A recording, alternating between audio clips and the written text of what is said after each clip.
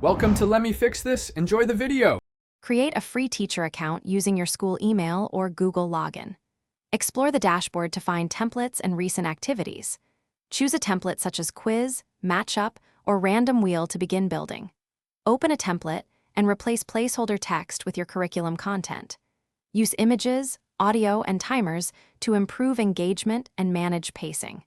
Preview activities in Student View before assigning them to a class to confirm instructions. Save your activity and organize it into a folder named by topic or week for quick retrieval. Limit text per slide to 1 to 2 short sentences for clarity. Use headings and concise prompts to guide student responses effectively. Use images or audio to support vocabulary and pronunciation goals and reinforce multimodal learning. Replace ambiguous distractors with plausible but incorrect options to increase cognitive demand.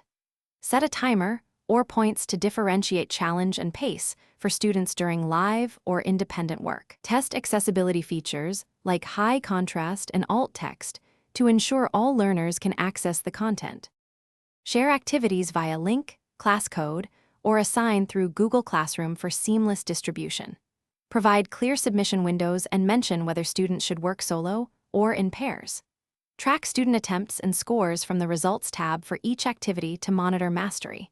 Review common errors and adjust content or reteach mini-lessons based on error patterns. Export results as CSV to record grades or analyze performance trends with spreadsheets. Archive finished activities to keep your dashboard focused and ready for your next lesson plan. Thanks for watching. If you found this helpful, don't forget to like and subscribe.